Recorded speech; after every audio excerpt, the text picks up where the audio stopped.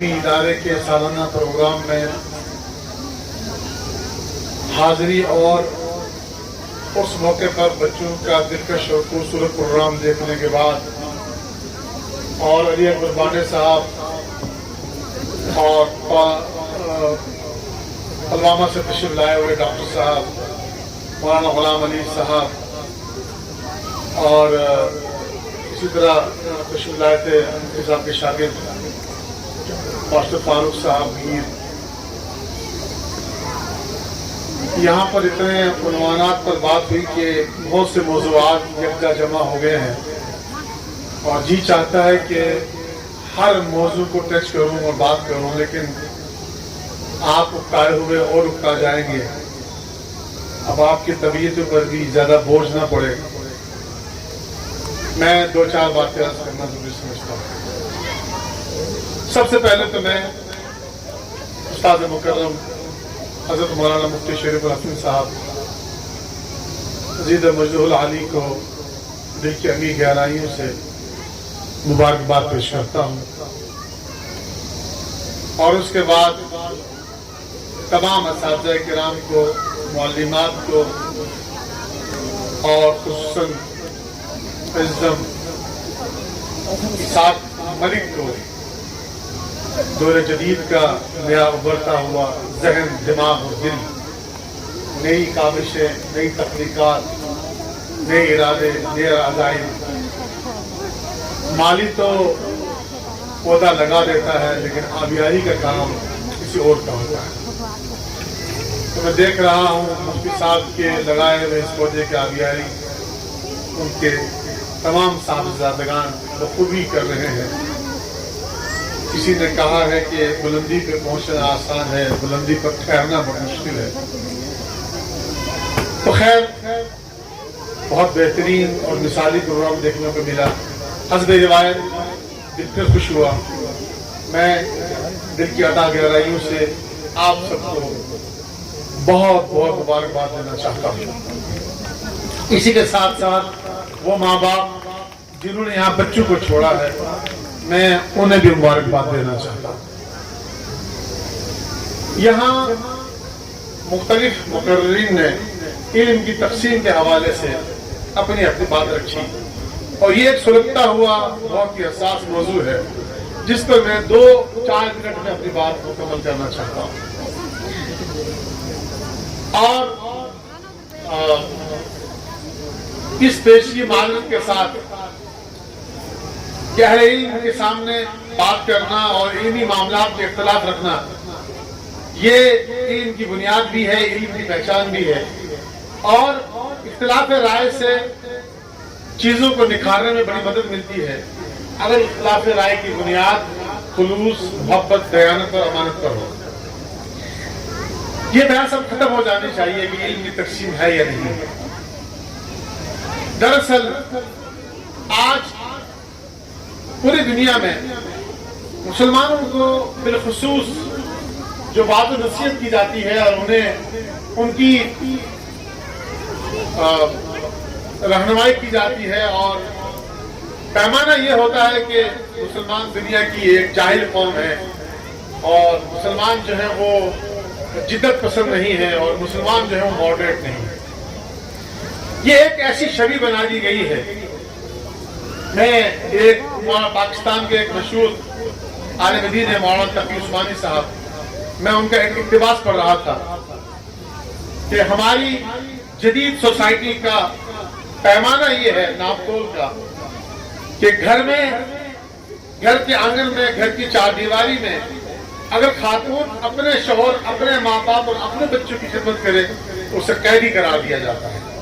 اور وہی خاتون اگر ایئر ہوسٹس بن کے جو ہے وہ اپنی نمائش بھی کرے اور وہی خاتون سرو بھی کرے تو اسے آزادی قرار دیا جاتا ہے. وہی خاتون ہوٹلوں کی زینت بنے اور وہ کھانا پروسے اسے آزادی قرار دیا جاتا ہے. کسی کا بڑا سادہ سے شعر ہے، اس دور کی ہر چیز الٹی نظر آتی ہے، لیلا نظر آتا ہے، مجنوں نظر آتا ہے. اور ہوا یہ کہ عالمی ایجنڈے میں اور پروپیگنڈے میں ہم بھی بہتے چلے گئے. اور ہم نے بھی تسلیم کر لیا ہاں ہمارے ہاں علم کی تقسیم ہے، ہاں ہم ابھی ابھی نئے نئے پڑھے لکھے آئے ہیں۔ قرآن مقدس ہم سے پوچھتا ہے، اور جب کسی بات کو سوالیہ نشان رکھ کے پوچھا جائے تو اس کی اہمیت کا بھی اندازہ ہوتا ہے، اور اس سوال کے جواب کو سمجھنے میں بھی آسانی ہوتی ہے۔ تو قرآن مقدس سوالیہ انداز میں پوچھتا ہے، قل هل يستوي الذين يعلمون والذين لا يعلمون انما يتذكر اولو الالباب۔ کیا نبی آپ پوچھیے ذرا ان سے، کیا عالم اور جاہل برابر ہو سکتے ہیں؟ اور پھر فرمایا کہ عقل مند اور اہل دانش ہی نصیحت کی بات سمجھتے ہیں، کم تر لوگ نصیحت کی بات کو نہیں سمجھ پاتے۔ اس کائنات کا ذرہ ذرہ ہمارے دین اور مذہب کی برون منت ہے۔ ہمارے نبی سے بڑھ کر کوئی ماڈریٹ پیدا نہیں ہوا، ہمارے دین و دھرم سے بڑھ کے کوئی ماڈریٹ پیدا نہیں ہوا۔ لیکن وجہ کیا ہے کہ جو عالمی پروپیگنڈا ہے، جو انٹرنیشنل پروپیگنڈا ہے، اس کی زد میں ہم کیوں آ گئے؟ ہم اس لیے آئے کہ ہمیں اپنی تاریخ کا پتہ نہیں۔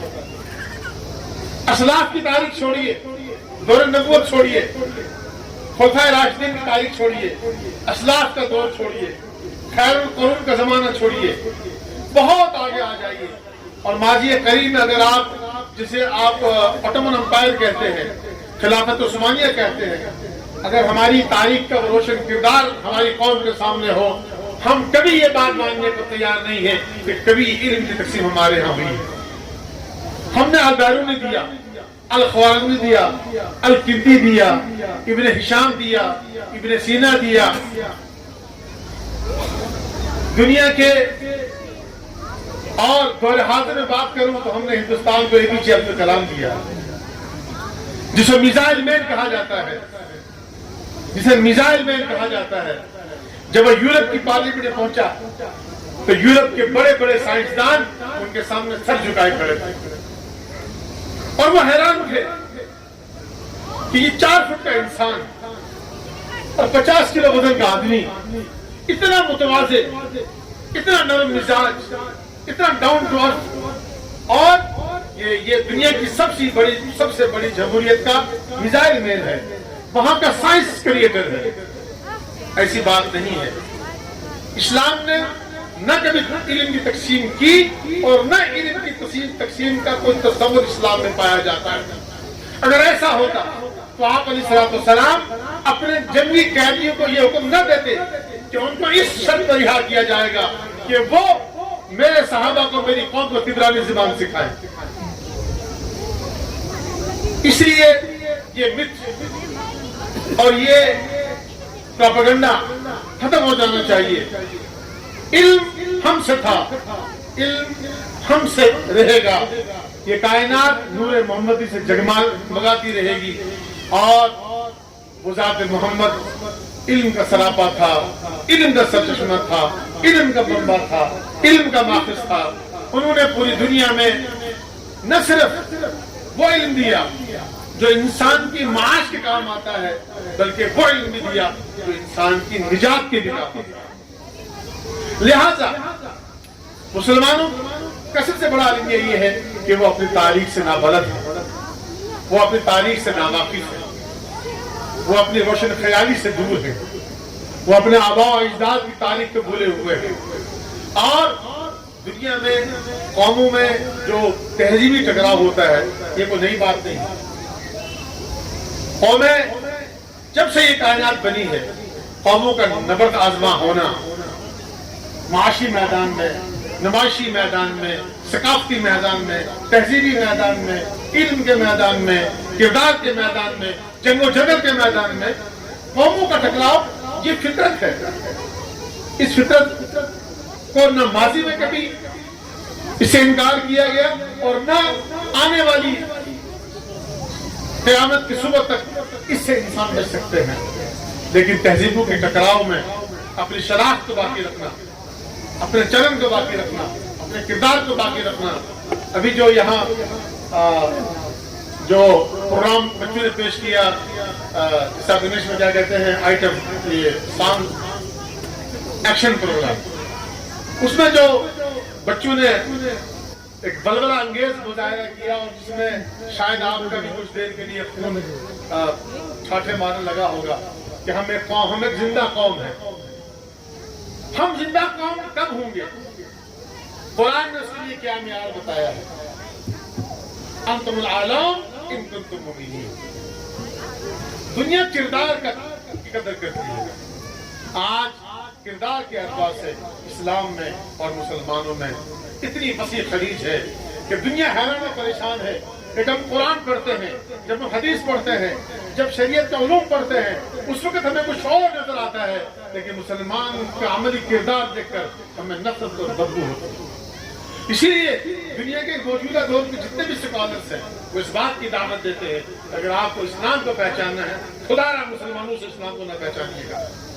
دنیا کی قوموں کو ہمیں سمجھانا پڑ رہا ہے کہ اللہ کے واسطے اگر تم اسلام کو جاننا چاہتے ہو تو مسلمانوں کو مت دیکھنا، آپ تاریخ میں جاؤ، ہماری تاریخ پڑھو، ہمارا کردار پڑھو. یہ کیا وجہ ہے؟ اور اسے شریعت کی اصطلاح میں نفاق کہا جاتا ہے، اور نفاق کفر سے بدتر چیز ہے. جس قوم کی زندگی میں گفتار کچھ اور ہو، کردار کچھ اور ہو، وہ منافق قوم ہے. اور سچی بات یہ ہے اس دھرتی پر اس وقت سب سے بڑی منافق قوم کوئی ہے تو مسلمان. یہ سچائی ہے، ہمیں احتساب کرنا پڑے گا. لہذا چونکہ یہاں علم کی تقسیم کی بات چلی تھی، مجھے اس سے اتفاق کبھی نہیں رہا. ہم ماڈریٹ تھے عرب کے اس جاہل معاشرے میں جہاں نبی امی کا ظہور ہوا اور وہ صحابہ، وہ لوگ، قبائل کی جنگ لڑنے والے لوگ، ان کو کسی نے شیر و شکر کیا. وہ کیا بات تھی کہ صحابہ جب ہجرت کا موقع آیا وہ کون سی تعلیم تھی،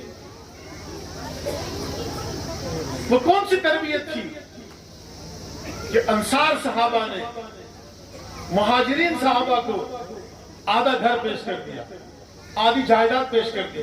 اور یہاں تک لکھا ہے مورخین نے کہ چونکہ انسانی اور بشری ضروریت کا تقاضا ہے تو یہ تاریخی بات ہے، مورخین کے قلم میں سے لکھی گئی بات ہے کہ انصار صحابہ نے اپنی بیویوں کو جو زائد تھی طلاق دے کر عدت گزارنے کے بعد ان کو کہا ایک بیوی آپ رکھ لو. یعنی انتہا دیکھیے محبت کی، تعلق کی، اخوت کی، اثار کی. ایسی روشن مثالیں ہمارے پاس موجود ہیں. لیکن آج ہم ناپ تول کے مجرم، وعدہ خلافی کے مجرم، جھوٹ کے مجرم، اس میدان میں آج ہم سرخرو ہیں، کہیں بھی نہیں. لہذا یہ جو عملی اور فکری تضاد ہے، اس تضاد کو دور کرنے کی ضرورت ہے. اور یہ جو نئی نسل ہے، یہ جو آئندہ جنریشن ہے، ایک جنریشن ہم ہیں اور آنے والی جنریشن یہ ہے. لہذا یہاں میں دیکھ رہا ہوں کہ مجھے خوشی اس بات کی ہے کہ ہمارے برادر محترم مولانا غلام علی صاحب، غالب نام مجھے سعید احمد میرے ہم نام ہیں. ماشاءاللہ میری سعادت ہے کہ میرے لیے اتنے بہترین مقرر اور صاحب دل، میں سمجھ سکتا ہوں آپ نے جو یہاں بولا وہ کتنا پردرد تھا، پراسر تھا، پرکشش تھا اور اس میں خلوص تھا. تو یہ اچھی بات ہے. میں مبارکباد دینا چاہتا ہوں انتظامیہ کو کہ آپ نے ان کو دعوت دی اور یہاں تشریف لائے، یہ بہت مبارک قدم ہے. اور جیسے میرے بھائی مولانا فرید ملک صاحب فرما رہے تھے کہ علامہ اقبال نے کہا نا کہ وہ اپنے من میں ڈوب کر باجا سراغ زندگی، تو میرا نہیں بنتا نہ بن، اپنا تو بن. اپنائیت کے بننے میں اس وقت ہمیں سب سے زیادہ ضرورت ہے. ہمارا ایمان متحد، ایمان مضبوط ہو. اگر ایمان مضبوط نہیں ہو سکتا کیونکہ ایمان کی مضبوطی کے لیے آپ کو تہجد پڑھنے پڑیں گے، نفل پڑھنے پڑیں گے، نماز پڑھنی پڑے، پردہ کرنا پڑے گا. اگر وہ مشکل کام جو محنت والا ہے وہ نہیں کر سکتے، کم سے کم اس دور کا مسلمان اتحاد تو کر سکتا ہے. اس میں تو آپ کو نفل اور تہجد اور زکوٰۃ اور صدقہ اور خیرات نہیں دینا پڑے گا. یہ تو آسان کام ہے. تو ہم اپنا ایمان مضبوط کریں اور اپنے سبوں میں اتحاد پیدا کریں اور ایک دوسرے کا احترام کریں. اور آخر میں اتنی بات کہنا چاہتا ہوں، مفتی شریف حسن صاحب جیسے لوگ یہ بنیاد کے پتھر ہوا کرتے ہیں، یہ اساتذہ، یہ معلومات کی بنیاد کے پتھر ہوا کرتے ہیں. عمارتیں بن جاتی ہیں، عمارتیں چمکتی ہیں، لیکن بنیاد کا پتھر کسی کو نظر نہیں آتا. اور ان کی شان، بان، آن असल में तो बुनियाद के पत्थर पर होती है, उसे कोई नहीं जानता, उस जैसा इखलास किसी के पास नहीं होता। ये वो लोग हैं जो कौमों की तामीर करते हैं। कौमों की तामीर तो हो जाएगी मगर बुनियाद का पत्थर किसे नजर नहीं आएगा। इन बुनियाद के पत्थरों की कदर कीजिए, इनकी मुआवनत कीजिए, इनके शाना बशाना रहिए, इनके लिए दुआएं कीजिए। और हमें तो अपनी कौम से आखिरी बात कहना चाहता हूँ कि जो कुछ आप देख हमारी कौम में जो हो रहा है, एक छोटा सा तबका है जो अपने बलबूते पे सब कर रहा है, हमारे मदारिस मसाजिद को मकातिब को, इसके पीछे कौम की कोई कंट्रीब्यूशन नहीं है। मिन कौम अगर कौम सपोर्ट करने पर आ जाए तो हम बड़ी दानिशगाहें खोल सकते हैं। बहुत बहुत शुक्रिया। अस्सलाम वालेकुम।